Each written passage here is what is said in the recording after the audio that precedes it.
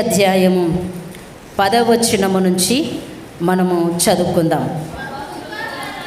బహు దుఃఖాక్రాంతురాలై వచ్చి యెహోవా సన్నిధిన ప్రార్థన చేయుచు బహుగా ఏడ్చుచు, సైన్యములకు అధిపతివగు యెహోవా, నీ సేవకురాలైన నాకు కలిగి ఉన్న శ్రమను చూచి నీ సేవకురాలైన నన్ను మరవక జ్ఞాపకము చేసుకొని నీ సేవకురాలైన నాకు మగపిల్లను దయచేసిన ఎడల వాని తల మీదికి సౌరపు కత్తి ఎన్నటికీ రానియక వాడు బ్రతుకు దినములన్నిటిను నేను వానిని యెహోవాగు నీకు అప్పగింతునని మొక్కుబడి చేసుకొనెను.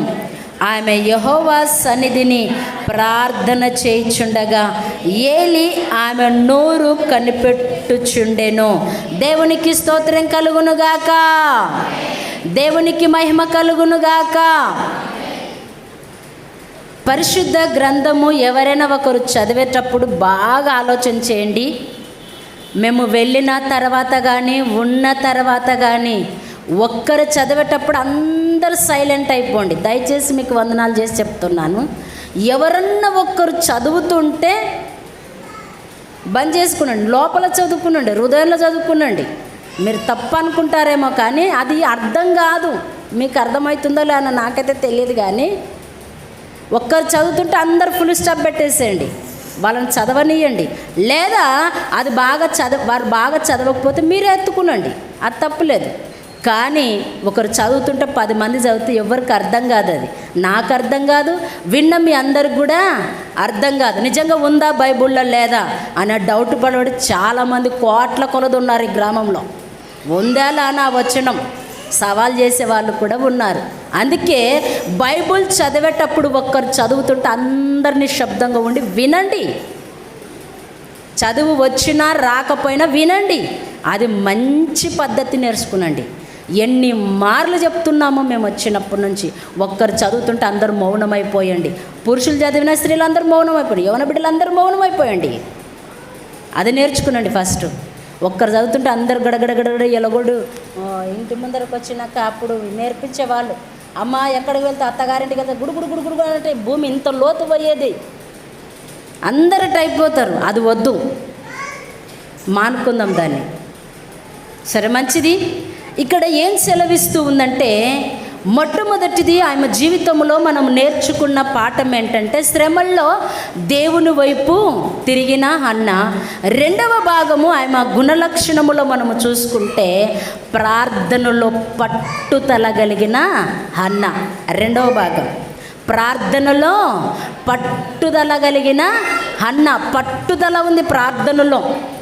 ఎవరు ఎన్ని తిప్పలు పెట్టినా, ఎవరెంత సనిగినా, ఎవరు ఏమి చేసినా ప్రార్థన మాత్రము మానకూడదు మనం కూడా. ఎందుకంటే సంఘాలలో ప్రార్థన చెయ్యాలన్న చాలా భయం వేస్తుంటుంది. హన్న ఏం చేసిందంటే మొదటి అధ్యాయము 1వ వచనము నుంచి మనము 9 వచనాల వరకు చదివితే, ఎల్కానకు 2 భార్యలు ఉన్నారు. పెద్ద భార్య పేరు హన్న, రెండో భార్య పేరు పెనిన్నా. పెనిన్నకు పిల్లలయ్యారు, హన్నకు పిల్లలు కాల. అయితే హన్న తన భర్తకు ప్రియమైనదిగా నడుచుకుంది అని 5వ వచనములో ఉంది. తన భర్తకు ప్రియమైనదిగా నడుచుకుంటూ ఉంది అని బైబిల్ అంటుంది.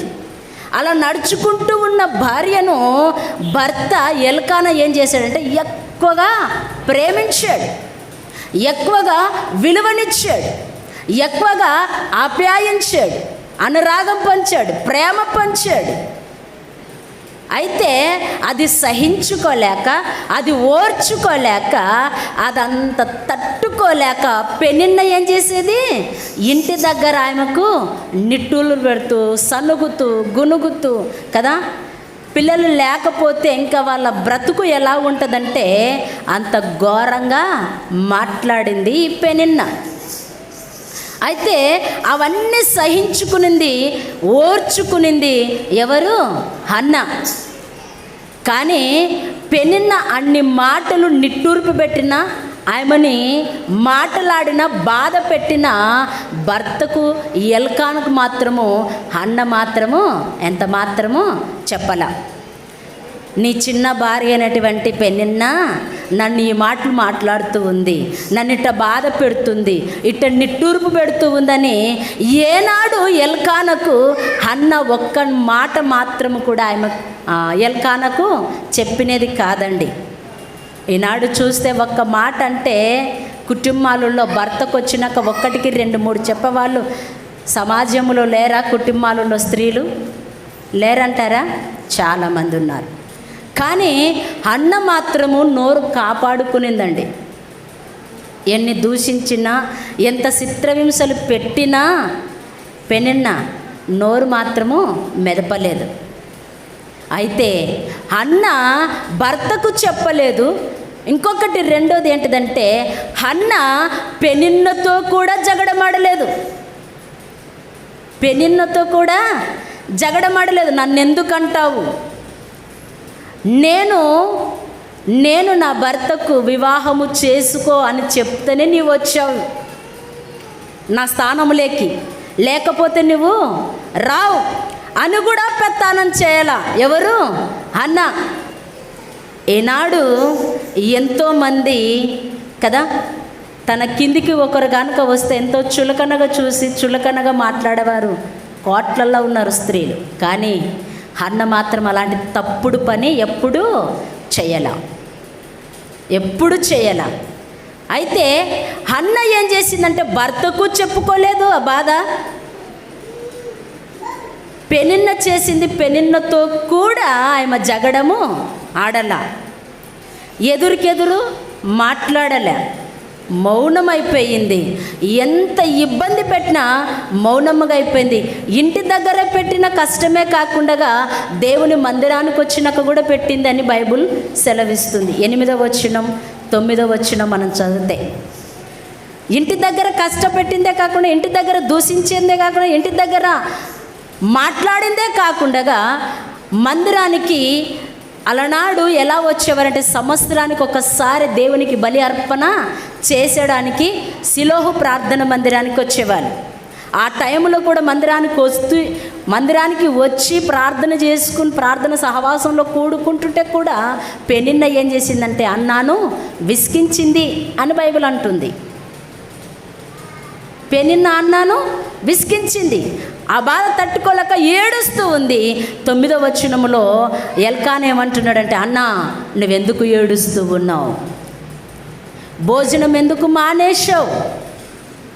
పిల్లలు లేరని ఏడుస్తూ ఉన్నావా?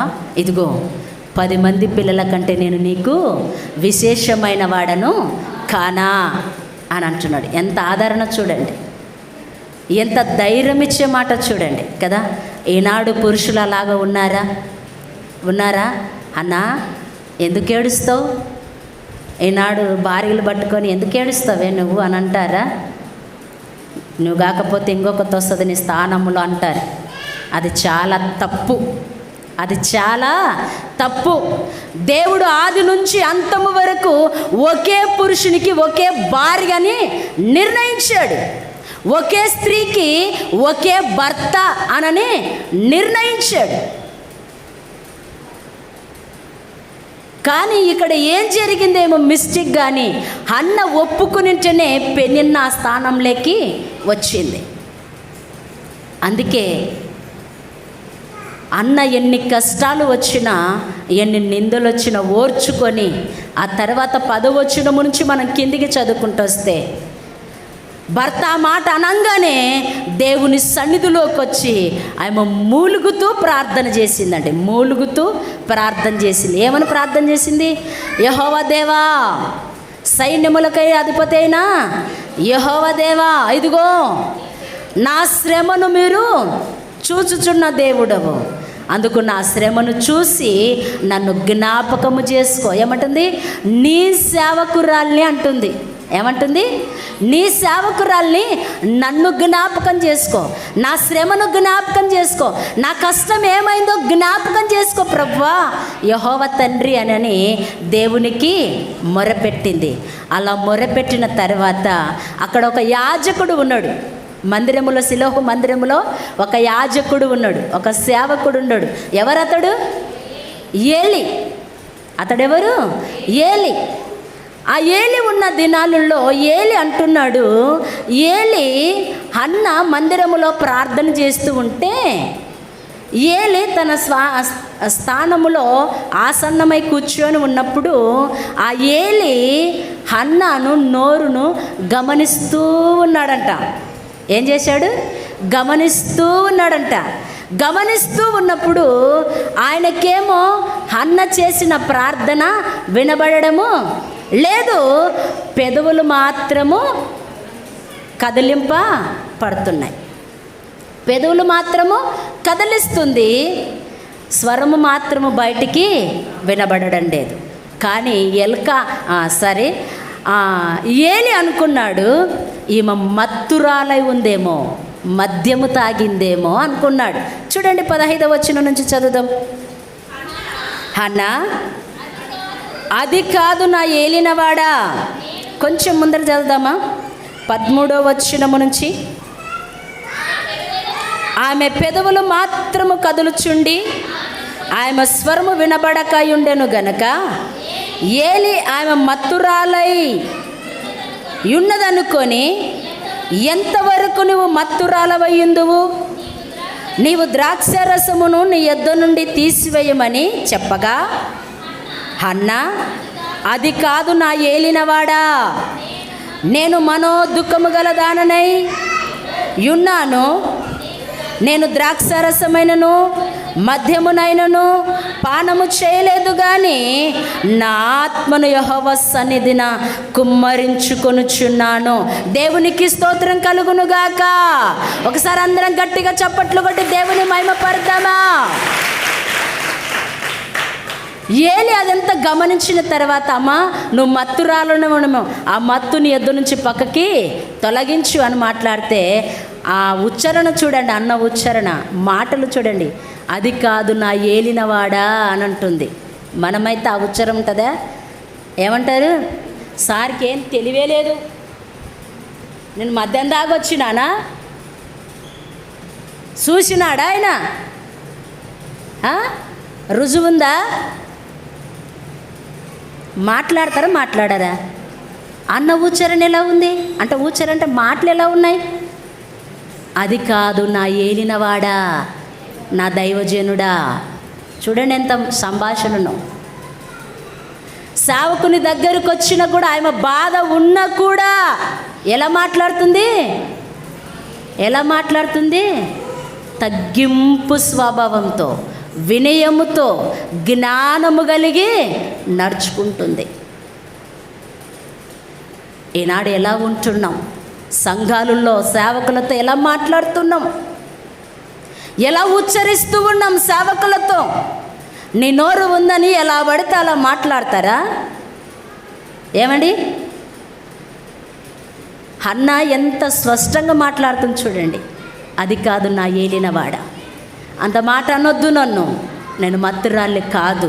కింద చూడండి ఏమంటుంది? నేను మనోదుఖము గల దాననై యున్నాను. ఎక్కడ చదువుతున్నావు? 16 వచనమా? నీ సేవకురాలు నన్ను పనికి మాలిన దానిగా ఎంచవద్దు. అత్యంతమైన కోప కారణమును బట్టి బహుగా నిట్టూర్పు విడుచుచు నాలో నేనే దీనిని చెప్పుకొనుచున్నాను. అయ్యా, అంత పనికి మాలిదానిగా నన్ను ఎంచొద్దు. నేను మద్యము తాగలేదు, ద్రాక్షరసం అస్సలే తాగలేదు, అది నాకు పట్టనే పట్టదు, గిట్టనే గిట్టదు. అయ్యా, నన్ను అంత మాట అనొద్దు. నాలో ఉన్న మనోదుఖమును, మనోబాధను నేనేం చేస్తున్నానంటే, ఆ బాధను నన్ను నేనే నిట్టూర్పు పెట్టుకు, అంటే నన్ను నేనే ఏం చేసుకుంటుంది? తనకు తానేం చేసుకుంటుంది? నిట్టూర్పు లేదా దూషించుకుంటుంది అనుకుంటే అర్థమవుతుంది కదా. తన్ను తాను ఏం చేసుకుంటుంది? నిట్టూర్పు పెట్టుకుంటుంది. తన్ను తాను ఏం చేసుకుంటుందంటే మనసును గాయపరుచుకుంటూ, అయ్యా అట్టనొద్దు, నన్ను పనికి రాని దానిగా ఎంచొద్దు. ఈనాడు స్త్రీలను చూస్తే కూడా పనికి రాని దానిగా ఎంచుతారు. లేరా? సమాజంలో, సంఘములో, కుటుంబాలలో, గ్రామాలలో, సంఘాలలో లేరా? చాలామంది ఉన్నారండి. స్త్రీలను పనికి మాలదానికి ఎంచుతారు. ఆమె ప్రార్థన చేయొద్దు అంటారు. పురుషులలో ఆత్మ ప్రాణం పెట్టింది దేవుడే, స్త్రీలలో కూడా ప్రాణము ఆత్మ పెట్టింది, సజీవ లెక్కలో ఉంచింది కూడా ప్రభువైన దేవుడే. స్త్రీ తక్కువని ప్రభువైన యేసుక్రీస్తు ఎక్కడ చెప్పలేదు. యెహోవా దేవుడు కూడా చెప్పలేదు. ఇద్దరిని సమానంగానే చూసుకున్నాడు. ఇద్దరికి సమానంగానే ఆత్మ ప్రాణాత్మలను ఇచ్చాడు. కానీ మన చిన్న బుద్ధి ఏం చేస్తుందో తెలుసా? ఆడి మనిషిని ఏం చేస్తుంది? చిన్నగానే చేస్తుంది. ఎదగనియరు. ముండ్ల కంచెల వలె అణిచివేస్తారు. అందుకే దేవుడు భూమిని ఉన్నప్పుడు చెప్పాడు, ముండ్ల కంచెలు మీ ఎద్ద ఉంటవి, మమ్మల్ని ఎదగనీయకుండా అణిచివేస్తారు. నిజంగా అంటే ఉండరు మన మధ్య అణిచివేయడానికి. దానిలో నెంబర్ వన్ అణిచివేయడానికి.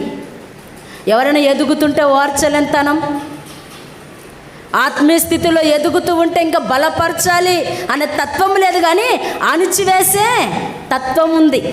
అది మానుకునండి. స్త్రీలలో కానీ పురుషులలో కానీ. రహేలమక్క అన్న పట్టుదలతో ప్రార్థన చేసింది. అన్న పట్టుదలతో దేవుణ్ణి అడిగింది. మనం ఎలాగ అడుగుతున్నాం ఈనాడు? పట్టుదలతో ప్రార్థన అడుగుతున్నామా? అయ్యా మా సంఘములో ఐక్యత కావాలి, మా సంఘములో ప్రార్థన ఆత్మీయ శక్తి కావాలయ్యా అని పట్టుదల కలిగి ప్రార్థన చేస్తున్నావా? పట్టుమని 10 కన్నీళ్లు విడుస్తూ ఉన్నావా సంఘం కొరకు? ఆమె చూడండి అన్న ఎలా ప్రార్థన చేసిందో కదా. పెదవులు మాత్రమే కదిలింపబడుతుంది, తన ఆత్మ దేవుని సన్నిధిలో కుమ్మరించిందంట. బైబిల్ అంటుంది, నా ఆత్మను దేవుని సన్నిధిలో కుమ్మరించుకుంటున్నాను, నేను మద్యము తాగలేదు, మత్తులుగా ఉండలేదయ్యా. అంత పనికి మాలిదానిగా నన్ను ఎంచొద్దు. సమాధానముగా చెప్తుంది సేవకునితో. అందుకే మనం కూడా ప్రతి మాట సమాధానంగానే మాట్లాడాలి అన్నలాగా. 2 వచనాలు లేదా 2 అధ్యాయాలు మీకు చూపించి నేను ముగిస్తాను. చూడండి, పరిశుద్ధ గ్రంథములో కీర్తనల గ్రంథం, యాకోబు రాసిన పత్రిక 5వ అధ్యాయము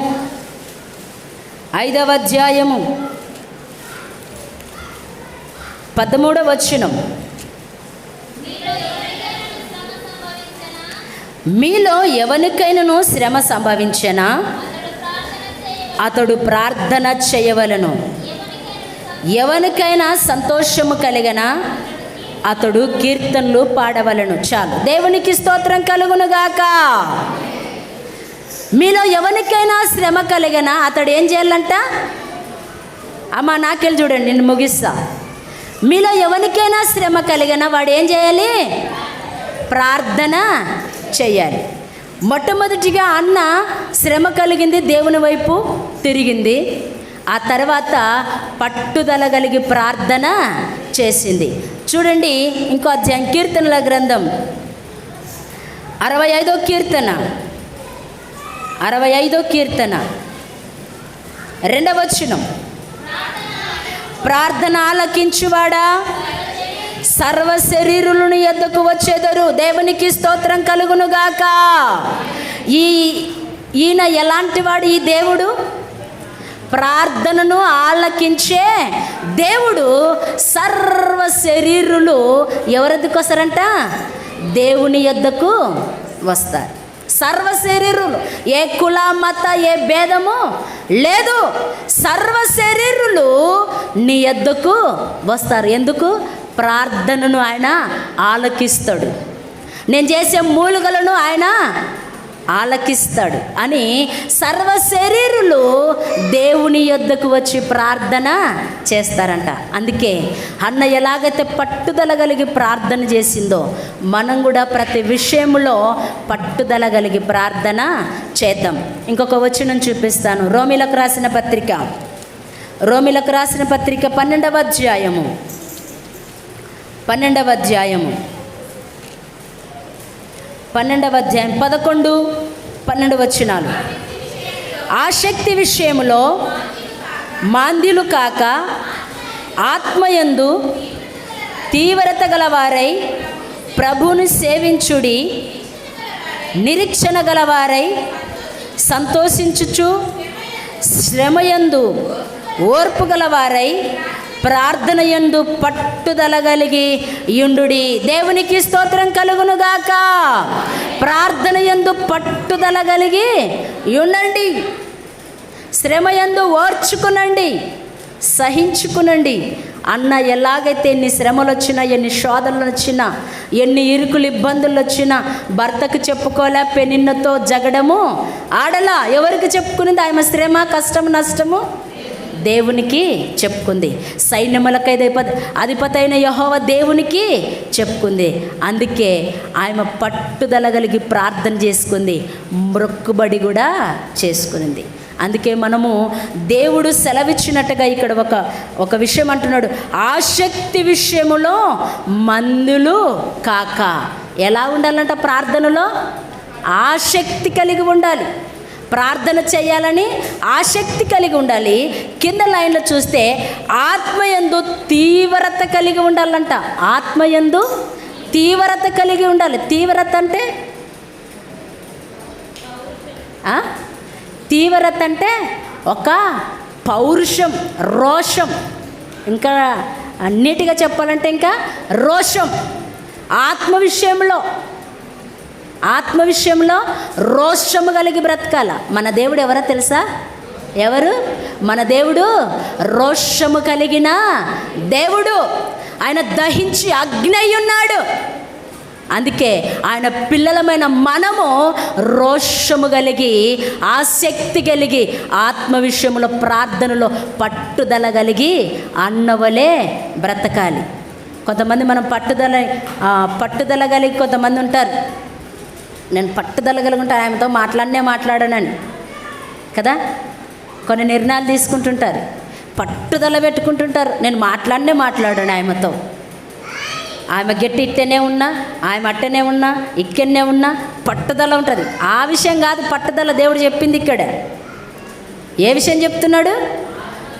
ఆత్మ విషయములో, ప్రార్థన విషయములో, రోషము విషయంలో పట్టుదల కలిగి ఉండాలి. అన్నలాగా అననంటున్నాడు. కానీ నేను మాట్లాడను, తరతరాలు వెళ్ళిపోయినా నా పిల్లలు కూడా చెప్తారు, రే మాట్లాడొద్దు, వాళ్ళకు మనకు పడదు.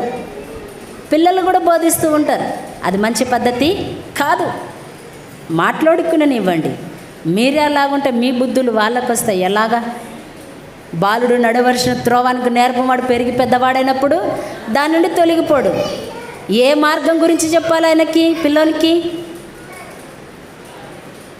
పగల గురించా, కక్షల గురించా, భేదముల గురించా? అవి కాదు, దేవుని మార్గములను గురించి చెప్పాలి. దేవుడు నీతిమంతుడు, సర్వాధికారి, ఆయన పరిశుద్ధమైన దేవుడు. ఇజ్రాయేల్ ప్రజలు 40 దినాలు ఈ రీతిగా చేశాడని ద్వితీయోపదేశ కాండములో ఇజ్రాయేల్ ప్రజలకి చెప్పాడు కదా, మీరు కూర్చున్నప్పుడు లేచినప్పుడు పిల్లలకి నేర్పించండి అని.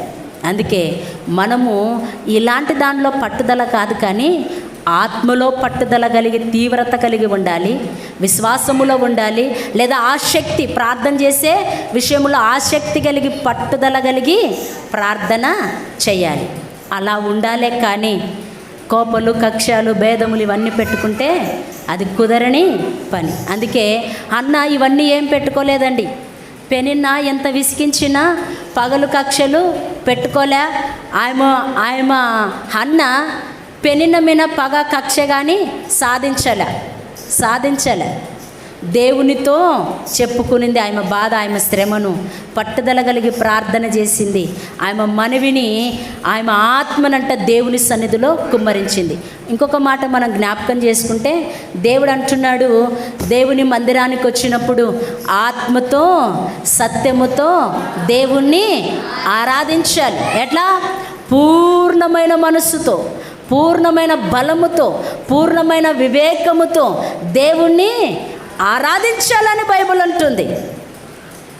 మనం అలాగ ఆరాధించాలి. అన్న అలాగనే ప్రార్థన చేసింది. అన్న అలాగనే దేవునితో తన శ్రమను చెప్పుకొని, దేవునితో తనకున్న కలెక్షన్ ఎలాగుంటుందంటే, ఒక అయస్కాంతము, ఒక ఇనుము ఎలా ఉంటుంది, లాగితే కూడా రావు. అలాగ కలెక్షను దేవునితో ఆమె సంబంధం పెట్టుకునిందండి, ఆత్మీయమైన సంబంధం. అలాంటి సంబంధం పెట్టుకునిందే కాకుండా ఆమె అప్పటి నుంచి అంట కింద వచనములో చూస్తే కన్నీరుగా ఏడవలేదంట.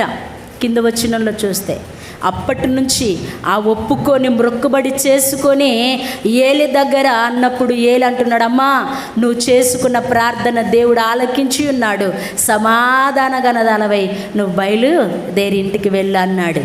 అప్పటి నుంచి అంట అన్న ఇంకా ఏడవలేదంట. ఎందుకు ఏడవలేదు?